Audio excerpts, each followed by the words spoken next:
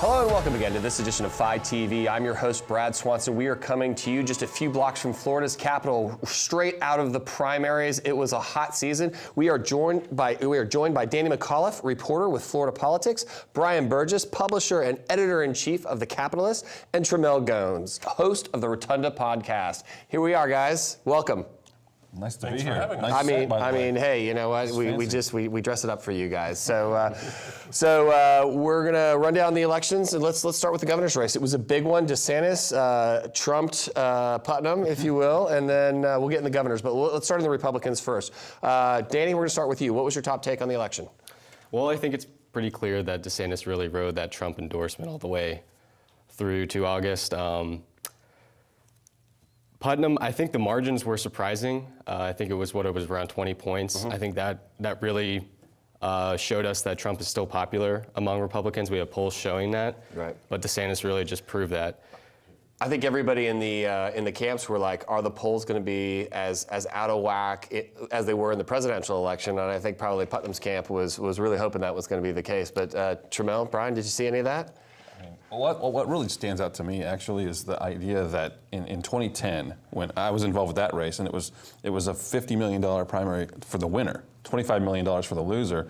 And in DeSantis' case, of course, he spent some money, but people are the joke is he got away with 140 characters on Twitter. Right. That's what it cost his race. It's just an incredible contrast between that and 2010. Of course, Air Force One flying down didn't hurt either. Right? Yeah, that's right. Right. All right, Trimmel, what's your take? What was your number one takeaway from that Republican primary? Man, look at the big blow to the Republican establishment. Adam Putnam, the favorite to win this, did not make it through. What happened? That's the big news out of this. But isn't it big news? Isn't it big news? The establishment got blown out in 2010 too. The establishment got blown out in 2010. In 2014, they had an incumbent in there, so it wasn't tested. Right, but this is the first test in Florida politics where we were going to test to see if that was actually the case. And he's on everyone's, the gas pumps, and to see him not go through, man. But with all the help DeSantis got, especially from Fox News and being on there every single day almost. Right. Can't discount that. All right, let's go to the Democrat primary. Gwen Graham, she was going to be she was the chosen one according to all the polls. Gillum is just quietly charging along. Everyone, Jeff Green, millionaires. You had millionaires and billionaires playing in that race, and ultimately Mayor Gillum's the one that crossed the finish line. Trimmel, let's start with you. What's your take on the race? Man, it was a surprise. If you were to ask me, with all the pollsters and everyone, I wasn't going to say I saw it coming, but it was seen that Gillum had fire under him, especially within the last few days when he had all of these celebrities pouring in, sending social media messages. Right. And the ground game there, he had it from the beginning, so it worked for him. Burge? I think a lot of folks who aren't in politics in Tallahassee are stunned. They're stunned. And in fact, I was stunned because I didn't believe some of the polling, but there were people on Tuesday who told me that they predicted Gillum was going to win by a point or two.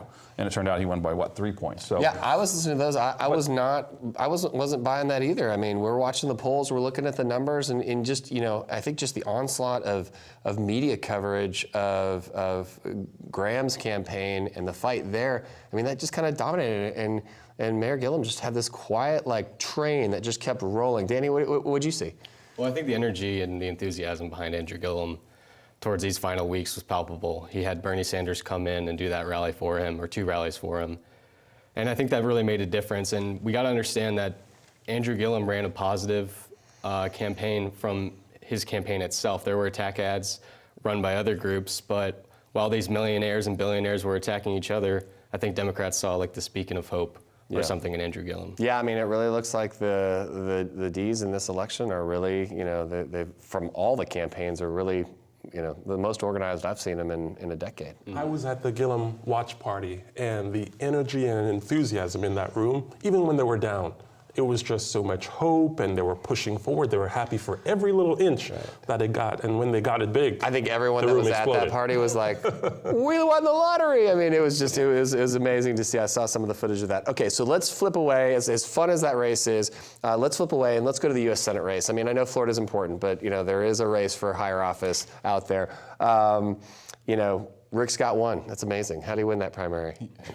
He outspent his opponent, I think, $27 million to $15,000. Now, he wasn't running against that guy in the primary, and those dollars were spent against Nelson, of course. That's kind of a foregone. The race is on now. I mean, you know, predictions for where that race is going as of today? Well, especially for Rick Scott sliding into victory, it was expected, but in some counties, looking deeper, it was like, hey, why did he struggle with this unknown candidate? So I don't know if that's a sign for what's to come. I don't know what you're talking about, struggle. He's just not really struggle, but the other unknown came up a little bit and got some of the points. He with all of his money in cash, that should not have happened. Brian, you're ultra partisan. Why did he struggle? Ultra partisan. I don't agree that he struggled. I think first of all, I'm not even worried about the primary. Right. There's so many anomalies that it's just not even a factor. I think Rick Scott couldn't be happier right now. He's got the dream candidate, and I think we'll get into that in a little bit later. Yeah, we'll definitely come back to that. Okay, so let's jump into the Attorney General's race. I mean, it was pretty exciting on both sides. So let's go to Representative Shaw's race, Sean Shaw. He was in court. I mean, things were happening right before that race. Let's start on the D side. Who wants to start with that one? I do. Okay. He's a terrifying candidate for Republicans. He's on paper, he's terrifying, and that is because he's a legitimate candidate. He's a legitimate threat to win, and he's a legitimate threat to Republican interests in terms of some of the things he's promising to do. He says he's going to be an activist attorney general, which is not good for the business climate in the state, people, and keeping the economy moving forward, in my opinion. If he's going to be activist, that means instability, that means uncertainty, and that businesses just do not like that. They're going to be strong against him in this primary, or in this general election. Trimmel? Well, what he has done, like you said, going into this, it was up and down. I didn't see any hope for Torrens after he was kicked off the ballot and then suddenly got back on. And what he's promised to do is, like, be the legal watchdog for the people. As opposed to just I mean, his messaging rubber stamping is the governor's office. But we'll see who will be the governor if that will change. All right, Danny, we're going to flip to the Republican race for you. Ashley Moody versus Frank White. You know, what was your take going in and coming out? Well, that race got nasty.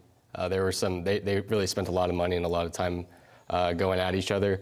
Ashley Moody, I think she's going to start to distance herself from, her conservative record was under attack in the primary. I think she's going to continue to run a Republican campaign, but she's not going to have to run ads associating her with Donald Trump. She also has Pam Bondi's endorsement. I think that's very important. I think a lot of people like Pam Bondi, and I think that's actually why she got past the Republican primary. Yeah, I mean, Frank dropped millions of his own family's money in that race and surged. You know what? I mean, Trimmel, Brian, what do you think? For all the people who have run and had the courage to run, I wish them all the best. But it's tough to lose, especially being that race. in office. That race turned on an ad by Moody, the one where she came back against White with all those sheriffs. And a lot of people, everybody points to that, polling points to that moment when she had that ad on television, and all those sheriffs were endorsing her, one county after another after another. And I'm one of the first ones that I've been on the record saying endorsements just don't matter. But the way that was presented, it mattered. Yeah, it was a strong effective ad. It was an effective ad. And we could talk about this forever, but if you look at the ground game and the ground campaign that she built, very similar to kind of the argument that Adam Putnam made, right? You're kind of like similar infrastructures, but her infrastructure paid off and pulled her through. It was interesting, but I do agree. I think that ad had a lot to do. She slugged it out and really came ahead. Yeah. All right. So let's go to ag race real quick. We're going to start on the D side. You've got Nikki Fried, who is now getting tons of press. She's running for ag. She has a marijuana cannabis advocacy kind of bent to her. You know, what do we take away from Nikki Fried being the D's nominee for agriculture? I think it's a winning issue for her to run on the D side. Yeah. For a primary. I think it might be a winning issue in the state. The state. I agree with you. The state, it is in the state, but not necessarily for the job. Yeah. Right. It's weird for the job. It's strange. It's out there. It's definitely right. It's not regulated by that office. Right. Yeah. She's also going to run on a platform of gun control. She released an introduction video over the summer when she entered the race, and it was about medical marijuana and assault rifles. And also over the summer we had a snafu at the agriculture department under Adam Putnam with concealed weapons. And I think that she's going to try to exploit that as much as possible in her race. Wow, that's going to be interesting to see her come up. Okay, so let's look at The young upstart, if you will, Matt Caldwell, he wins this race against Baxter Troutman, a storied family in Florida agriculture history. Denise, she's likewise deep entrenched in that field. How'd Matt do it, Trimmel? Ground game, social media, staying on top of it, ads, all of the above, and managed to pull through. And it worked for him. We'll see how it goes But forward. the ads were not TV ads. He touched, of all the candidates in that race who sent mail to my house, it was only Matt Caldwell. And every one of them had a shotgun over his shoulder or something along those lines. And I got texts from him, I got mail from him. I heard nothing from those other candidates, despite all the spending that they had on television. I just don't sit around and watch that much television that is where I'm prisoner to those ads all the time. And so if I am watching television, I'm skipping through. I didn't really catch any of their ads. There was one home run that Matt Caldwell hit, and that was with his Second Amendment ad that got banned from Facebook. I mean, he did that elevated that bid all the way to Fox News. He got way more than he could have hoped for a digital ad. Yeah. And he got on Fox News and he gave he ran through all the list of conservative beliefs, and he told voters in Florida that weeks out from the primary, and I think that actually might have made a difference. So we're saying per vote on that one has got to be fun to look at. Right. We're saying earned media makes a difference for these guys on Fox News and Republicans. That's crazy. I think a governor candidate may have used that strategy. Okay, so let's shift away from the statewide races. We got to jump into this one. Senator Daphne Campbell is not coming back. What happened in that race? Man. I have no comment on that. No, come on. Nothing good happened. A phone call at Duffy's? What? Right. Yeah, we back in what was it, February, where we heard the Kate Spade issue with the cash in the purse. She was no friend to the press when she probably needed to be. She called the cops on a Miami Herald reporter. That's terrible. Jason Pizzo, very, very good candidate, strong. He campaigned on the issue of gun violence, and I think that succeeded. Okay, well, that's the last word for this half. That's all the time we have for this portion of our show. We'll be right back after this break.